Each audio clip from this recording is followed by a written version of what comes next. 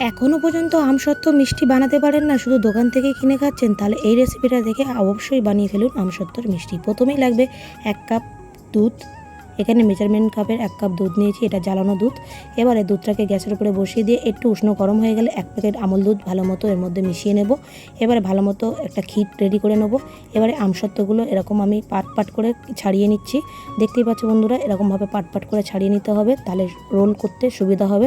তো এখানে আমার ছাড়ানো হয়ে গেছে। আর এই পরিমাণ মতন চিনি দিয়ে দিলাম, মিষ্টিটা তোমাদের পছন্দ মতনই দেবে। আর ক্ষীরটা আমার এদিকে রেডি হয়ে গেছে, আর লবঙ্গটা কিছুটা নিয়ে নিয়েছি। আর এবারে ক্ষীরটাকে একদম রোল করে একদম আমসত্ত্বর মধ্যে আটকে দিয়েছি। ভালো মতো সেটিং হওয়ার জন্য একটা লবঙ্গ দিয়ে এরকম আটকে নেবে বন্ধুরা, তাহলে ছেড়ে যাবে না। সুন্দর এইভাবে সেটিং করে নিলে একদম পারফেক্ট থাকবে, পুরো দোকানের মতন। অবশ্যই এবার তো বাড়িতে বানাতে পারবে বন্ধুরা, অবশ্যই বানাবে। বানালে আমাকে কমেন্ট বক্সে জানাতে ভুলবে না। আর খুবই কম উপকরণ লাগে, কেমন লাগলো জানাতে ভুলবে না বন্ধুরা। আজকেরই বানিয়ে ফেলো বন্ধুরা।